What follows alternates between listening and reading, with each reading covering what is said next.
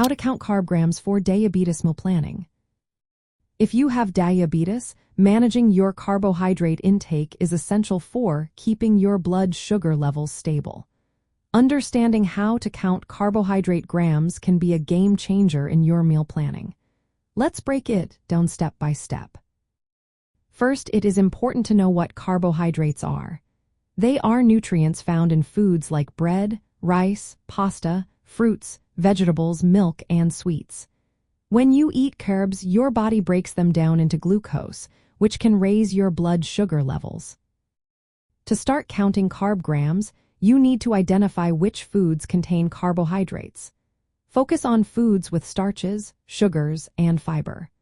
Non-starchy vegetables are low in carbs and usually do not need to be counted unless consumed in large quantities. Next, you can use different methods to count carbs. The most precise way is to count the grams of carbohydrates in your meal. This method is often used by people who take insulin. You can measure the exact grams of carbs you eat. Another method is counting carb portions or choices. One portion typically equals about 10 to 15 grams of carbs. Instead of measuring exact grams, you count how many portions you consume. You can also use carb exchanges. One exchange usually equals about 15 grams of carbs. This method helps keep your carb intake consistent across meals. Reading food labels is crucial. Check nutrition labels on packaged foods for total carbohydrate grams per serving.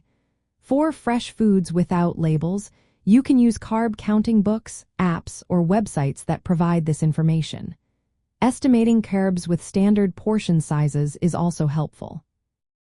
Once you know the carb content of your foods, add up the grams of carbs from everything you plan to eat.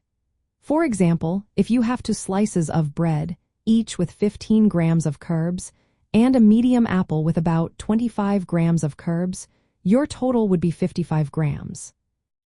If you use insulin, understanding your insulin-to-carb ratio is important. Your healthcare team can help you figure out this ratio.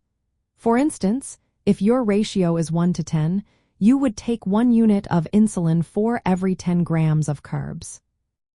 After calculating your total carb grams, adjust your insulin or medication accordingly. If your meal has 60 grams of carbs and your ratio is 1 to 10, you would take 6 units of insulin before eating.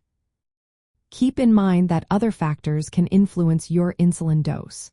Your current blood sugar, planned physical activity, or illness may also play a role in your diabetes management.